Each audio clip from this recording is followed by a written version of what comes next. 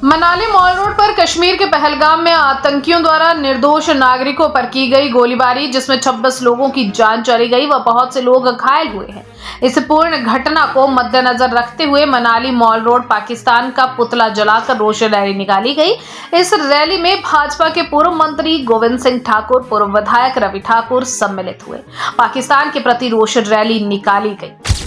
परसों लगभग 2:30 बजे जम्मू कश्मीर के पहलगाम में आतंकवादियों के द्वारा जिस तरह से अंधाधुंध गोलाबारी करके 28 पर्यटकों को मौत के घाट उतारा है, और उस घटना के बाद पूरा देश आक्रोशित है। भारतवर्ष के 140 करोड़ लोग बहुत दुखी हैं और सभी ये चाहते हैं कि इस आतंकवादी घटना का बदला शीघ्र अतिशीघ्र लिया जाए, और उसी के रोष स्वरूप आज विश्व हिंदू परिषद के बैनर तले मनाली में भी विभिन्न संस्थाएं और सभी लोग एक गैर राजनीतिक मंच पर एकत्रित हुए,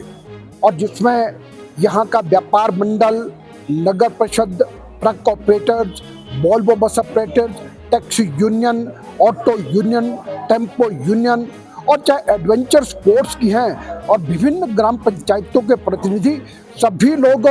हजारों की संख्या में आज मनाली में एकत्रित हुए, और सभी संस्थाओं ने 10 से 12 बजे तक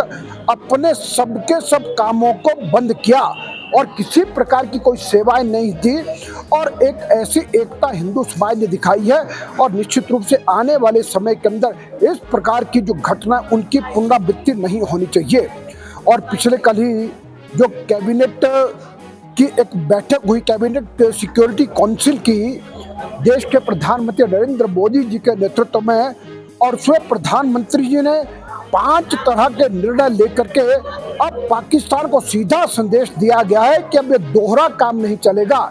एक तरफ शांति वार्ता की बात करते हैं, दूसरी तरफ आतंकवाद करते हैं और हमारे जवानों को और हमारे लोगों को निशाना बनाया जाता है। अब ये नहीं चल सकता। और मैं उनके जो सबसे बड़ा फैसला है प्रधानमंत्री जी का कल की बैठक में, जिसमें उन्होंने एक ऐसा निर्णय दिया है कि सिंधु जल संधि को निरस्त करने का फैसला लिया है,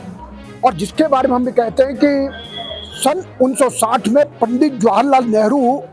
और पाकिस्तान के राष्ट्रपति अयूब खान के नेतृत्व में एक वर्ल्ड बैंक के माध्यम से एक संधि पर साइन हुआ था, जिसके अंतर्गत कहा था कि 6 ऐसी नदियां, और उन नदियों में से 3 नदियां जिनका उपयोग भारत करेगा और 3 ऐसी नदियां जिनका उपयोग पाकिस्तान करेगा। लेकिन पाकिस्तान जिन नदियों का उपयोग करता है वे सबकी सब भारत से होकर के जाती हैं या भारत में उनका उद्गम स्थल है, और उस संधि को भारत के यशस्वी प्रधानमंत्री ने कहा कि हम उसको रोक देंगे। और अब पाकिस्तान गिड़गिड़ा रहा है, और आज ही पाकिस्तान के एक मंत्री का बयान आया है कि भारत ऐसा नहीं कर सकता क्योंकि पाकिस्तान के किसान और सब लोग बर्बाद हो जाएंगे, पाकिस्तान बूंद बूंद पानी के लिए तरसेगा। लेकिन ऐसा एक साहसिक निर्णय प्रधानमंत्री जी ने किया है। और दूसरा, प्रधानमंत्री जी ने यह भी कहा है कि हम ये तो करेंगे ही करेंगे, लेकिन साथ में जो पाकिस्तान के लोगों के लिए हमारे यहाँ पर सारा वीजा बंद किया जाएगा, और जो यहाँ पर हैं पाकिस्तानी नागरिक वे 48 घंटे के भीतर भारत को छोड़ दें, अन्यथा हम अगली कार्रवाई को ध्यान में लाएंगे। और फिर उन्होंने ये भी कहा है कि हम जो अटारी चेक पोस्ट है उस चेक पोस्ट को भी बंद करने वाले हैं, जिस चेक पोस्ट के माध्यम से पाकिस्तान भारत से व्यापार करता है। अब पाकिस्तान डर के ये कह रहा है कि यदि आपने ये बंद कर दिया तो पाकिस्तान में भूखमरी और बेरोजगारी बढ़ जाएगी, वहां का व्यापार समाप्त होगा। तो इस प्रकार का जो एक साहसिक निर्णय देश के प्रधानमंत्री कर रहे हैं, और कूटनीतिक तौर पर भी पाकिस्तान को टक्कर देंगे, लेकिन साथ में अब सेनाएं क्या करेंगी, हमारी एयरफोर्स क्या करेगी, ये एक बार दुनिया को दिखा देगी कि भारत के साथ इस प्रकार की नापाक और ऐसी कायराना हरकत अगर आने वाले समय की, लेकिन जो अब कर गए हैं वह इतनी बड़ी गलती कर गए हैं कि पाकिस्तान का दुनिया से नामो निशान मिटाने का समय आ गया है। और हम गर्व से ये कह सकते हैं कि वर्तमान में देश का नेतृत्व, देश की लीडरशिप नरेंद्र मोदी जी के हाथ में है। और ऐसा इतिहास में जब हुआ है कि सऊदी अरब की यात्रा पर थे और प्रधानमंत्री ने अपनी यात्रा को रोक करके जैसे ही पहलगाम की घटना हुई है तुरंत वापस आकर के उन्होंने यहाँ पर सारा मोर्चा संभाला है। दुर्भाग्य तो इस बात का है कि आतंकवादियों ने जब पर्यटकों को वहां पर गोली मारी, उनका धर्म पूछ के गोली मारी है।